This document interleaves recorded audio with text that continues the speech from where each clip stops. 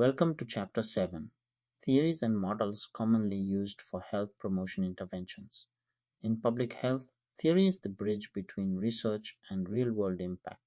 It helps us explain why people behave the way they do and how we can design effective programs to change those behaviors. Let's begin with the basics. What is a theory? A theory is a set of interrelated concept definitions and propositions that explains or predicts events or situations by illustrating relationships between variables. Why is theory important in health promotion? First is, theory helps us understand why people do or don't engage in healthy behaviors.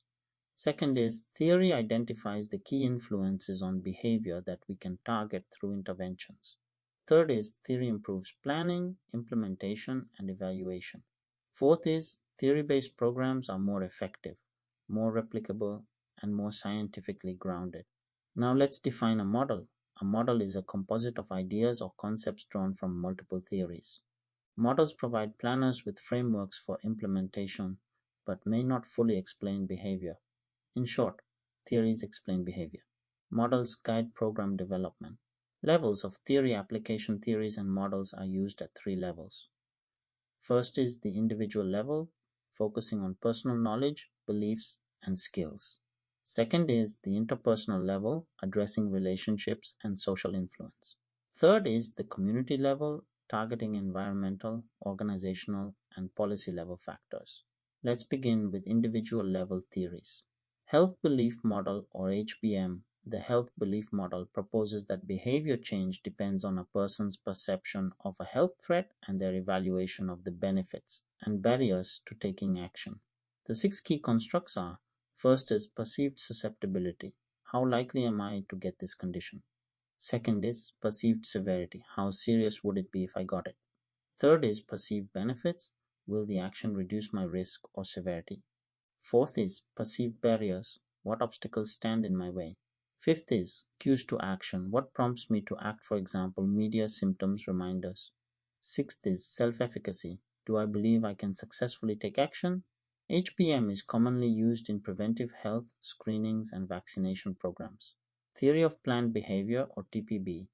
The theory of planned behavior focus on behavioral intention as the most important predictor of behavior. First is attitude, the degree to which a person has a favorable or unfavorable evaluation of the behavior.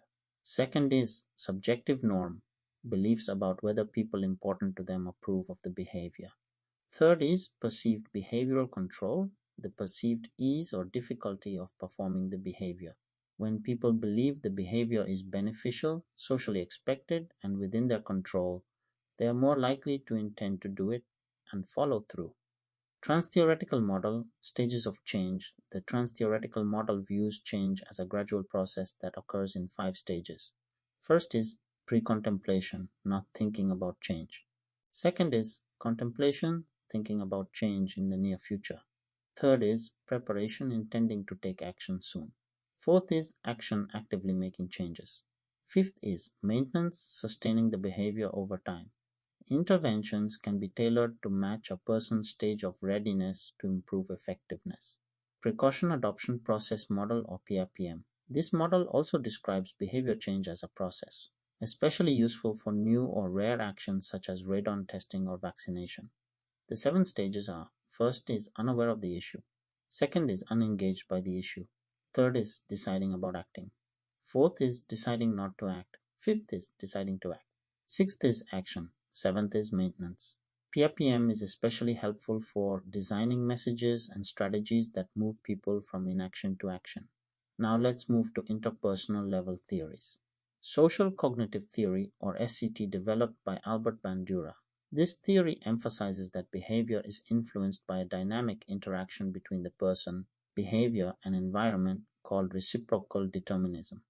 Key constructs include: first is observational learning, watching others perform the behavior.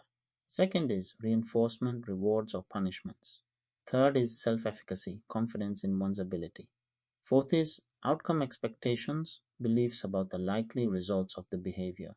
Fifth is behavioral capability, having the knowledge and skills to perform the behavior. Sixth is environmental influences, both physical and social surroundings. SCT is widely used in school-based, media-based, and peer-based interventions.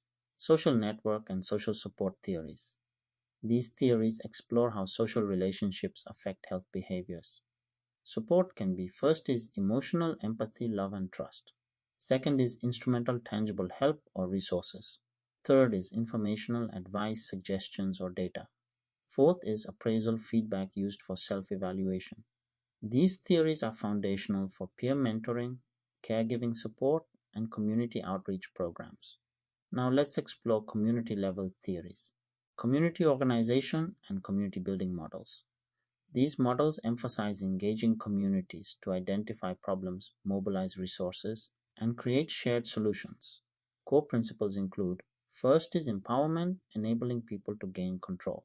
Second is community capacity, leveraging local resource. Third is participation, involving community members in decisions. Fourth is issue selection, choosing actionable and meaningful goals. Fifth is critical consciousness, understanding and challenging the root causes of problems. These models support grassroots movements and bottom up planning. Diffusion of innovations theory. This theory explains how new ideas or practices spread across a population. There are 5 categories of adopters. First is innovators, the first to try new ideas. Second is early adopters, respected leaders and opinion shapers. Third is early majority, cautious adopters after proven success.